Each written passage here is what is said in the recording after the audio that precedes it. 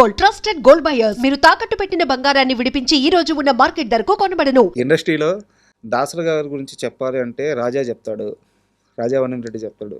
ఎందుకంటే చివరి రోజుల్లో పక్కన ఉంది ఆయనే. అండ్ శివాజీ రాజా గారు వచ్చారు నా ఇంటర్వ్యూకి. శివాజీ రాజా గారు కూడా ఆ ఇంటర్వ్యూలో చెప్పారు, నేను వెళ్ళి లాస్ట్ రోజుల్లో అంటే సార్తో నాకు ముందుగా గ్యాప్ వచ్చింది, ఆయన చివరి రోజుల్లో ఆ గ్యాప్ పూడ్చుకున్నాను. అప్పుడు కూడా ఆ ఇంటర్వ్యూ అయిపోయినాక ఆ ప్రస్తావనలో కూడా మీ గురించి చెప్పారు ఓకే ఓకే శివాజీ రాజా గారు.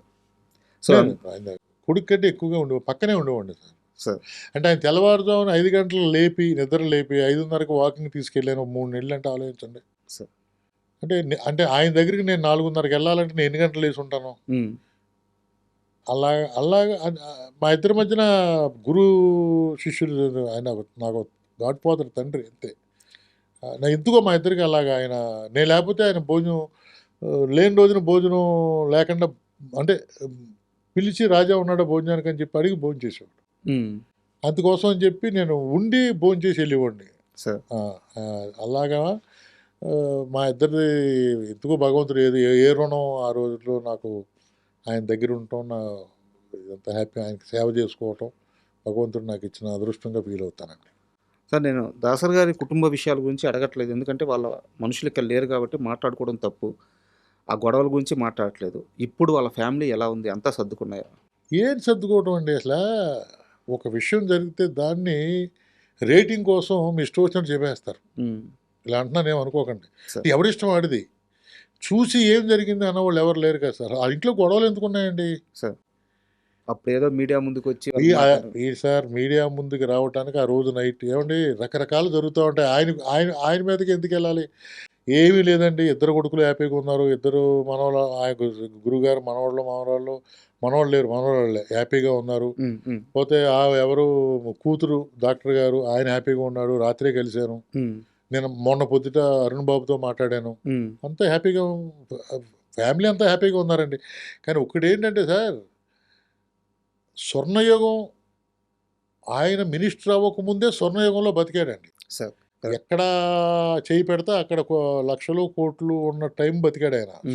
స్వర్ణయుగం చూశాడండి. ఎవరు చూశారు? దాసరి గారు చూసిన స్వర్ణయుగం ఎవరు చూశారు? ఆయన మినిస్టర్ అయిన తర్వాత స్వర్ణయుగాన్ని వదులుకున్నాడేమో అనిపిస్తుంది నాకు. ఓపెన్గా బొగ్గు రాసుకున్నాడు ఆయన.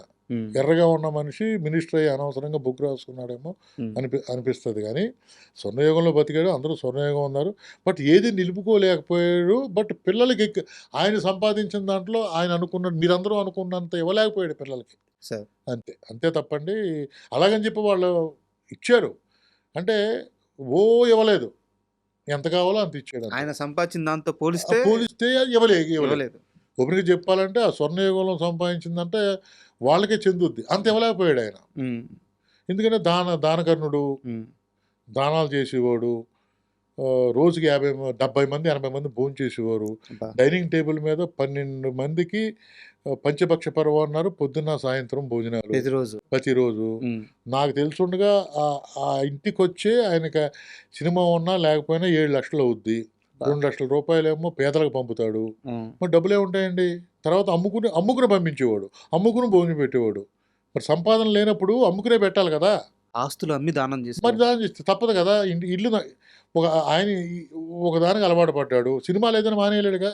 ఇప్పుడు నేను కారు తిరుగుతున్నాను, సినిమా లేదు, పెట్రోల్ డబ్బులు లేవని చెప్పి కారులో లేక నడుచుకుంటూ వస్తున్నాను. ఇక్కడ పిల్లలు మీరు ఈ రోజుని సినిమాకి కొన్ని మెయింటెనెన్స్ ఉంటాయండి. సరే, ఇదైతే మన పర్సనల్, మన మెయింటెనెన్స్ ఏదైనా అది కూడా అంతే కదా సార్. ఇప్పుడు రాజనారాయణరావు ఇంటికి వెళ్తే భోజనం ఉంటుందని ఒక 80 మంది అనుకుంటారు. ఆ నమ్మకం పోకూడదు కదా. పోకపోతే ఏం చేయాలి? లేవు ఆయన దగ్గర, ఏం చేయాలి? ఆస్తులు అమ్ముకుంటూ వచ్చాడు. మరి మీరు పక్కనే ఉన్నారు కదా, మీకు తెలియదు కదా అని చెప్తున్నాను నేను. ఇప్పుడు దాసరి నారాయణ గారి ఇంట్లో బజుల్లా రోడ్లో ఉన్నప్పుడు కూడా ఆ ఇంటికి వెళ్తే భోజనం దొరుకుద్ది అనుకునేవారు. ఇక్కడికి వచ్చిన తర్వాత భోజనం దొరుకుతుందని అనుకున్నారు. మినిస్టర్గా ఉన్నప్పుడు పెట్టాడు. మినిస్టర్ అయిన తర్వాత ఆయన దగ్గర డబ్బులు ఉన్నాయి, అది ఇది అనుకున్నారు. లేదు, ఆయన ఆస్తులమ్మి భోజనాలు పెట్టి మెయింటైన్ చేశారు ఆయన. చెప్తుంటే నాకు కళ్ళలో సార్ అది కొంతమందికే తెలుసు సార్. అది అంత గొప్ప మనిషి మీద సార్ రాజకీయాల్లో కూడా మళ్ళీ ఆరోపణలు. ఎవరున్నారండి ఇప్పుడు సినిమా ఇండస్ట్రీకి? ఎవరున్నారు? సినిమా ఇండస్ట్రీ దాసరి ఉన్నప్పుడు లేనప్పుడు అనే నిర్ధారణ చేసుకుంటే ఉన్నప్పుడు ఏం జరిగింది, లేనప్పుడు ఏం జరుగుతుంది? ఆ దిక్కు లేదు కదా. మరే ప్రతి ఎవరికి దిక్కు లేదయ్యా. దిక్కు అంటే సార్ ఒక పెద్ద లేడు సినిమా పెద్ద ఇండస్ట్రీకి, పెద్ద దిక్కే. లేదు. ఏదైనా ఉంటే చిన్న గొప్ప చిరంజీవి గారు చూస్తున్నారు తప్పండి. ఆ పెద్ద దిక్కు పోయింది కదా,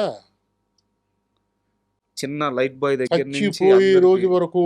ఆ, 26వ తారీఖు ఆయనకి ఆపరేషన్ అయ్యి హాస్పిటల్కి వెళ్ళే వరకు రోజుకి 70-80 మంది భోజనం చేసేవారు. ఉమ్, నెలకి 7 లక్షల రూపాయలు కార్లకి జీతాలకి గీతాలకి అయ్యాయి.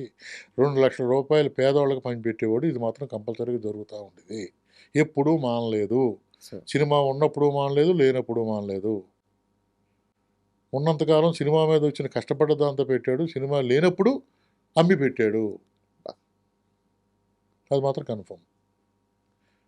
ఆయన సంపాదించిన స్వర్ణయుగంలో సంపాదించింది చూసుకుంటే కొడుకులకి కూతురికి అంత ఇవ్వలేదు, కొంత ఇచ్చాడు ఆయన, ఉమ్, ఇవ్వగలిగాడు. ఇది నాకు తెలుసున్నాయి. ఎందుకంటే నేను ఆయన గురించి ఏం చెప్తాను చెప్పండి. అంటే మీలాంటి పెద్దలతో కూర్చున్నప్పుడు మాకు తెలుస్తుంటాయి సార్ ఇవి. అదే సార్, లేకుంటే మాకు చెప్పేవాళ్ళు ఎవరు ఇవన్నీ? రకరకాలుగా చెప్తారు సార్. ఇప్పుడు మనిషిని మంచి చేసేవాడిని మంచిగా చెప్పుకోవాలి కానీ ఏదన్నా చెడ్డున్నా మంచి చేసేవాడిని ఆ చెడ్డకు ముయ్యాలి. అది చెడ్డేలో ఉండడం మీద చెడ్డనే పేడ పూసేసి సార్, పేడ ఉంది దాని మీద అంటే మనం ఏం చేయలేం కదా సార్. జగత్ బాబు గారితో మీ గొడవ ఏంటి? గొడవ జగత్ బాబుకి మీకు గ్యాప్ రాలేదా చి సినిమా అయిపోయిన తర్వాత? ఏ సినిమా? మీ సెకండ్ సినిమా అయిపోయిన తర్వాత. కొత్తగా వింటున్నాను, మీరేమైనా విన్నారా? చెప్పండి ఏదైనా వింటే. మీ రెండో సినిమా జగత్ బాబు గారితో అవునండి, 2 సినిమా జగదబాబు, శ్రీకాంత్ గారు. చెప్పండి. తర్వాత రెమ్యూనరేషన్ విషయంలో ఏదో గ్యాప్ వచ్చిందని విన్నాను, నిజమా కాదా? అలా ఆయనకి నాకు రెమ్యునరేషన్ ఇవ్వడానికి నా Project- సినిమా కాదు కదా. మీరు నిర్మాత కాదు, ఆ, బట్ మీరు డైరెక్టర్, సినిమాకి ఇష్యూస్ అయినాయి అని చెప్పి విన్నాను. చీ లేదా? ఇప్పటికీ ఆ రోజు ఎంత ప్రేమగా ఉన్నారో ఆయన ఇదే ప్రేమగా మాట్లాడతారు. ఏ రోజు ఏం చేస్తున్నావు, ఉమ్, ఎక్కడ ఉన్నావు, పిల్లలు ఏం చేస్తున్నారు, ఉండేది ఎక్కడ, ఇలాగే మాడతారు ఆయన. సార్. ఎప్పుడు ఫస్ట్ టైం వింటున్నాను గ్యాప్ అనేది, ఫస్ట్ టైం వింటున్నాను. ఇంతవరకు మా ఇద్దరికి ఈ ఇండస్ట్రీలో ఎవరితో గ్యాప్ లేదు సార్. నాకు నమ్ముతారా? ఉమ్, ఒక అసిస్టెంట్ డైరెక్టర్తో కానీ, ఒక ఆర్టిస్ట్తో కానీ, ఒక ప్రొడ్యూసర్తో కానీ ఉమ్, ఎవరితో గ్యాప్ లేదు నాకు. సార్. నేను సినిమా చేసినప్పుడు ఎలా మాట్లాడతారో ప్రొడ్యూసర్ ఆర్టిస్టులు ఉమ్, కనిపించినప్పుడు కూడా అలాగే మాట్లాడతారు. సార్. అది. అండ్ మామూలుగా సినిమాలో ఒక పెద్ద స్టార్ను పెట్టుకొని ఇండస్ట్రీని షేక్ చేయడం వేరు, అవునండి. లేదా ఒక మంచి కథ పెట్టుకొని స్టార్ అంటే పెద్ద పెద్ద ఆర్టిస్టులను పెట్టుకొని ఇండస్ట్రీని షేక్ చేయడం వేరు. ఒకే ఒక్క పాటతో మొత్తం తెలుగు ఇండస్ట్రీని కాకుండా సౌత్ ఇండస్ట్రీని మొత్తం షేక్ చేసేసారు బాబామర్ది సినిమాలో సిల్క్ స్మిత్ సాంగ్. అవునండి. సో ఆ సాంగ్ మేకింగ్ అప్పుడు మీరు ఆ సినిమాకి వర్క్ చేశారు. ఆ సాంగ్ మేకింగ్ అప్పుడు కానీ, ఆ సినిమా చేసేటప్పుడు కానీ, ఈ పాట కొన్ని దశాబ్దాలు నిలబడిపోద్ది, మాస్ ఆడియన్స్లో ఒక ఊపు ఊపేస్తుంది, ఇలాంటి క్యాలిక్యులేషన్స్ ఏమైనా జరిగినాయి మైండ్లో? సరే, ఇది పాట నా చిన్నప్పటి నుంచి వింటున్నానండి. ఏంటంటే ఈ సాంగ్ చెయ్యాలి, సాంగ్ వినిపించాను. సార్. రమేష్ అని చెప్పి ఇంకో కోడైరెక్టర్ గారు ఉన్నారండి. అప్పుడు ఈ సాంగ్ మా ప్రభల్లో ఉంటుంది, కృష్ణా జిల్లా అని చెప్పి ఆయన పడితే కాదయ్య బాబు కృష్ణా జిల్లా అంటే మా భోగం మేళాలు ఉంటాయి కదా ఈస్ట్ గోదావరిలో, అక్కడ పాడతారని చెప్పి పాట వినిపించాం. ఓకే, యాజ్ ఇట్ ఈస్గా ఉంటుంది సార్ అక్కడ ఆ పాట ఇలాగే ఉంటుందా? యాస్టీస్గా ఉండదు, ఉంటాయి బూత్ ఉంటుంది. ఓకే. దాంట్లో బూత్ ఉంటుంది, పచ్చి బూత్ ఉంటుంది. భోగం మేళాలో పాడే. భోగం మేళ పచ్చి బూత్ ఉంటుంది. బూత్ తర్వాత ఆ పాట ఉంటుంది అనుకుంటే ఈ పాట మోహన్ గారికి నచ్చింది. అలాగే మోహన్ గారి పార్ట్నర్ ఉన్నారు సీఎం కృష్ణ గారు అని. సార్. ఇద్దరికి నచ్చి ఈ పాట చేయాలని చెప్పి కోటితో చెప్పారు. కోటి అంత ఇంట్రెస్ట్ చూపించలేదు. అప్పుడు కోటి గారు రాజు గారు అంత ఇంట్రెస్ట్ చూపించలా. లేదు చాలా బాగుంటుంది, దీన్ని ఏ విధంగా చేయాలని చెప్పి మోహన్ గారు పట్టుబడి మోహన్ గారు చేయించారండి. అది ప్రపంచాన్ని ఊపేసింది, ఇప్పటికీ ఊపుతుంది. అదే సార్. సిల్క్ స్మిత గారు ఎలా ఉండేవారు సార్ సెట్? అయ్యో, నేనంటే చాలా ప్రాణం అండి ఆవిడకి. చాలా అసలు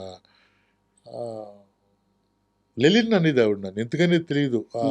గడ్డమది చూసి లెలిన్ బాగున్నావా అనేది వచ్చేటప్పుడు భుజం మీద చేసి సెట్లో తీసుకుంటూ వెళ్ళేది ఆవిడ. ఆవిడ ఫస్ట్ డబ్బింగ్ చెప్పమని అడిగారు మోహన్ గారు. నేను చెప్పలేను సార్ డబ్బింగు, రాజా నువ్వు దగ్గరుంటావా, నువ్వు చెప్పిస్తే నేను చెప్తాను. అమ్మాయి మోడ్యులేషన్ ఎవరు చెప్పక్కర్లేదండి. అమ్మాయి ఒరిజినల్గా మాట్లాడిన మాటలే ఇవి, సినిమా కోసం మాట్లాడిన మాటలే కాదు, మామూలుగానే అలాగే మాట్లాడతావు. లేదమ్మా నువ్వు మాట్లాడితే చాలా బాగుంటుంది, నిజంగానా రాజా, నాకు చాలా ఇష్టంగా ఉంటుందండి ఆవిడ. అంతే ఒక ఓపెన్గా చెప్పాలంటే ఒక బ్రదర్ ఎఫెక్షన్ కంటే ఎక్కువగా ఉండేది. సెట్లో రాగానే ఎక్కడ రాజా ఎక్కడైనా పిలిపించుకుని అంత మాట్లాడి ఆ రోజు సీన్ గురించి మాట్లాడి ఎలా చేద్దాం ఏం చేద్దాం అని కూడా డిస్కస్ చేసేది. సార్ అంటే నేను స్టేజ్ నుంచి వచ్చానని తెలుసు ఆవిడకి. దాంతో ఎక్కడో ఒక సాఫ్ట్ కార్నర్ అతను బాగా చేస్తున్నాడు కదా అనుకుందో ఏమన్నా బాగా బాగా ఇదిగా ఉండదు. బ్రదర్ కంటే ఎక్కువ చూసుకునేదండి ఆవిడ. సార్